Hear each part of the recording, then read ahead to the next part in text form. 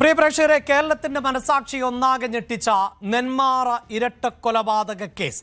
ആ കേസിലെ ഏക പ്രതി ചെന്താമരയ്ക്ക് ഇന്ന് ശിക്ഷ വിധിക്കുമോ? എല്ലാവരും ഉറ്റുനോക്കുന്നത് അത് തന്നെയാണ്. കേസിൽ ചെന്താമര കുറ്റക്കാരനാണ് എന്ന് കോടതി നേരത്തെ തന്നെ വിധിച്ചിരുന്നു. 3 കൊലപാതകങ്ങൾ ആണ് ചെന്താമര നടത്തിയിട്ടുള്ളത്. അതിലാദ്യത്തെ കൊലപാതകം 2019 ആയിരുന്നു. ആ കൊലപാതകത്തിൽ ഇരട്ട ജീവപര്യന്തം തടവ് അനുഭവിക്കുന്ന പ്രതിയാണ് ചെന്താമര. അതിനുശേഷമായിരുന്നു ചെന്താമര സജിതയുടെ ഭർത്താവിനെയും ഭർത്താവിൻ്റെ അമ്മയെയും കൊന്നത്.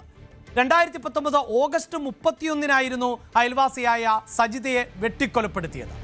ഈ കേസിൽ വിചാരണാ നടപടികൾ നടന്നുകൊണ്ടിരിക്കെ ജാമ്യത്തിൽ ഇറങ്ങുകയും അങ്ങനെ ജാമ്യ വ്യവസ്ഥകൾ ലംഘിച്ചുകൊണ്ട് ഈ നെന്മാറ പ്രദേശത്തേക്ക് എത്തുകയും 2025 ജനുവരി 27 നെന്മാറ പോത്തുണ്ടി തിരുത്തമ്പാടം ബോയൻ കോളനിയിലെ സുധാകരൻ, അമ്മ ലക്ഷ്മിയമ്മ എന്നിവരെ ചെന്താമര കൊലപ്പെടുത്തുകയുമായിരുന്നു. ഇതിൽ ആണ് ശിക്ഷാവിധി ഇന്ന് ഉണ്ടാകുമോ എന്നത് അറിയേണ്ടത്. വാർത്തയുടെ വിശദാംശങ്ങളുമായി CV അനുമോദാണ് ചേരുന്നത്. അനുമോദ്, ചെന്താമരയുടെ വിധി എന്ത് എന്നത് എല്ലാവരും ഉറ്റുനോക്കുന്നുണ്ട്. കുറ്റക്കാരനാണ് എന്ന് കോടതി കഴിഞ്ഞ ദിവസം തന്നെ കണ്ടെത്തിയിട്ടുണ്ട്. അതിനുശേഷമുള്ള ഒരു അന്തിമവാദമാണ് ഇനി പൂർത്തിയാകേണ്ടത്. അത് ഇന്ന് തന്നെ പൂർത്തിയാക്കി വിധി പ്രഖ്യാപിക്കുവാനുള്ള സാധ്യതയുണ്ടോ അനുമോദ്?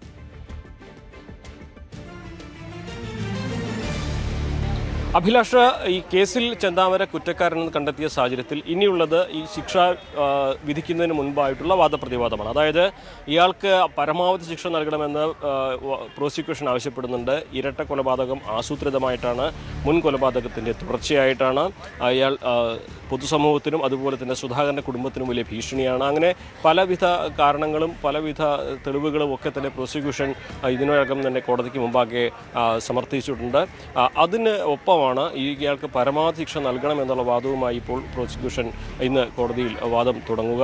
സ്വാഭാവികമായിട്ടും കഴിഞ്ഞ ദിവസത്തെ കുറ്റക്കാരനാണെന്ന് കണ്ടെത്തിയതിന് ശേഷം ജഡ്ജി ചെന്താമരയോട് ചോദിച്ച ചോദ്യങ്ങളും അതിൻ്റെ ഉത്തരവുമൊക്കെ ഈ ഒരു വിധിയിലേക്ക് എങ്ങനെ സാഹചര്യങ്ങൾ ഒരുക്കുമെന്നുള്ളതും പ്രധാനപ്പെട്ടതാണ്. അതിൽ ഏറ്റവും നമ്മൾ എടുത്തു പറയേണ്ട ഒന്ന്, ഈ പ്രതിക്ക് ഒരിക്കലും കുറ്റബോധമോ മാനസാന്തരപ്പെടുന്ന സാഹചര്യമോ പശ്ചാത്താപമോ ഒന്നും തന്നെ ഇല്ല എന്നുള്ളതാണ്.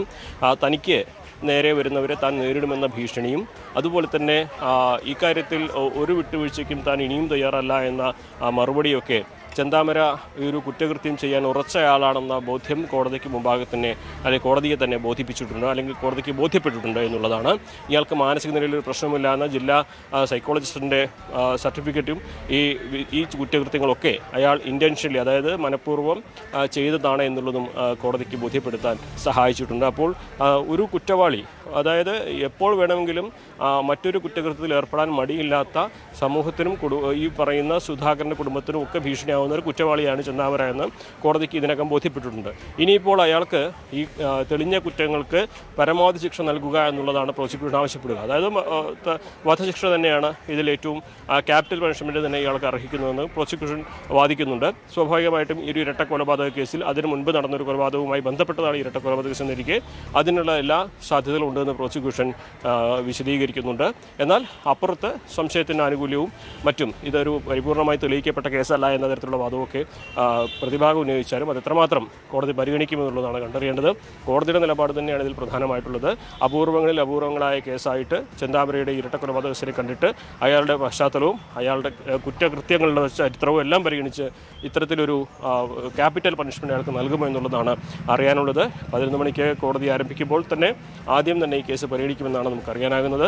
ഈ കേസിൽ ഇന്നത്തെ ശിക്ഷ വിധിയെക്കുറിച്ചുള്ള വാദപ്രതിവാദങ്ങളായിരിക്കും ഇന്ന് നടക്കുക. ഒരുപക്ഷെ വൈകുന്നേരം വരെ നീണ്ടുപോകാനുള്ള സാധ്യത തള്ളിക്കളയാനാകില്ല. അതിനുശേഷം മാത്രമേ ശിക്ഷാവിധി ഉണ്ടാവുകയുള്ളൂ. സ്വാഭാവികമായിട്ടും നടപടിക്രമങ്ങൾ കുറച്ച് പൂർത്തീകരിക്കേണ്ടതുണ്ട് ഈ ശിക്ഷ വിധിക്കുന്നതിന് മുൻപായിട്ട്. അതുകൊണ്ട് തന്നെ ഇന്ന് വരാനുള്ള സാധ്യത വളരെ കുറവാണ് എന്നാണ് നിയമജ്ഞർ പറയുന്നത്. അങ്ങനെ ഇന്ന് വരികയാണെങ്കിൽ തന്നെ അതിന് മറ്റൊരു കാരണം കൂടി, അത് ഇയാളെ സുരക്ഷാ പ്രശ്നങ്ങൾ, അതായത് ഇയാളെ കൊണ്ടുപോകുന്നതൊക്കെ വലിയ സുരക്ഷാ പ്രശ്നം പോലീസിന് ഉണ്ടാക്കുന്നുണ്ട്. അങ്ങനെ ഒരു സാഹചര്യം മുൻനിർത്തി ഒരുപക്ഷെ ശിക്ഷ ഇന്ന് വിധിച്ചാലും അതിനുശേഷമാണ് 2025 അടുത്ത കൊലപാതകം നടപ്പിലാക്കുന്നത്. ഇതിനിടെ ഏറ്റവും ഒടുവിൽ കുറ്റക്കാരനെന്ന് കണ്ടെത്തിയ ഘട്ടത്തിലടക്കം കോടതി ചോദ്യങ്ങൾ ചോദിക്കുമ്പോൾ അതിനെല്ലാം നിഷേധാത്മകമായ മറുപടിയാണ് നൽകിക്കൊണ്ടേ ഇരുന്നത്. അപ്പോൾ പ്രതിയുടെ മാനസികാവസ്ഥ ഉൾപ്പെടെ കോടതിക്ക് ഈ വിധി പ്രഖ്യാപിക്കുന്ന പശ്ചാത്തലത്തിൽ പരിഗണിക്കേണ്ടതായി വരില്ലേ? നമ്മുടെ നീതിന്യായ സംവിധാനം അനുസരിച്ച് പരമാവധി ശിക്ഷ തൂക്കുകയറാണ്. പക്ഷേ നമ്മുടെ നിയമ സംവിധാനങ്ങൾ എപ്പോഴും തെറ്റ് ചെയ്ത ഒരു വ്യക്തിയെ തിരുത്തുകയും അങ്ങനെ തിരുത്തി ജീവിതത്തിലേക്ക് മടക്കി കൊണ്ടുവരാൻ പ്രാധാന്യം നൽകുകയും ചെയ്യുന്ന ഒരു നിയമ സംവിധാനമാണ് നമുക്കുള്ളത്. അപ്പോഴും ഈ ചെന്താമരയുടെ മാനസികാവസ്ഥ, പ്രതിയുടെ ചരിത്രം, ഇത് പ്രധാനപ്പെട്ടതായി മാറില്ലേ? തീർച്ചയായും അതുതന്നെയാണ് ഇതിൽ ഏറ്റവും പ്രധാനപ്പെട്ട കാര്യം. കാരണം കുറ്റക്കാരനാണെന്ന് കണ്ടെത്തി കോടതി നേരിട്ട് ഈ പ്രതിയുമായിട്ട് ഒരുപാട് കാര്യങ്ങൾ ചോദിച്ചിരുന്നു. അതെല്ലാം തന്നെ ഇയാളുടെ ചരിത്രത്തിലേക്കും ഇയാളുടെ കുറ്റകൃത്യങ്ങളുടെ വാസനയിലേക്കും സ്വഭാവത്തിലേക്കും ഒക്കെ വിരൽ ചൂണ്ടുന്നതാണ്. അതിൽ തന്നെ ഇയാൾക്ക് പശ്ചാത്താപമില്ല എന്ന് കോടതിയിലേക്ക് നേരിട്ട് ബോധ്യപ്പെട്ടതാണ്.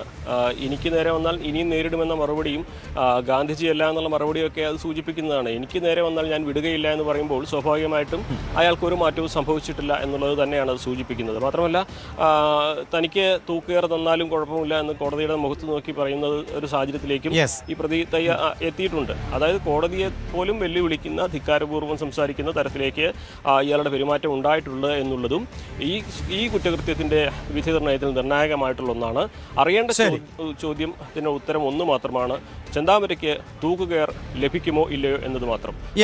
അതായത് 2019 കൊലപാതക കേസിൽ ഇരട്ട ജീവപര്യന്തം അനുഭവിക്കുന്ന ഒരു പ്രതി, ആ കൊലപാതക കേസിൽ വിചാരണ ഘട്ടത്തിൽ ജാമ്യത്തിലിറങ്ങി ഇരട്ട കൊലപാതകം നിർവഹിച്ച ഒരു പ്രതി, മാനസികമായി ഒരു തരത്തിലും പശ്ചാത്താപം തോന്നാത്ത പ്രതി, ആ പ്രതിക്ക് എന്ത് ശിക്ഷയാകും കോടതി നൽകുക? അതാണ് എല്ലാവരും കാത്തിരിക്കുന്നത്.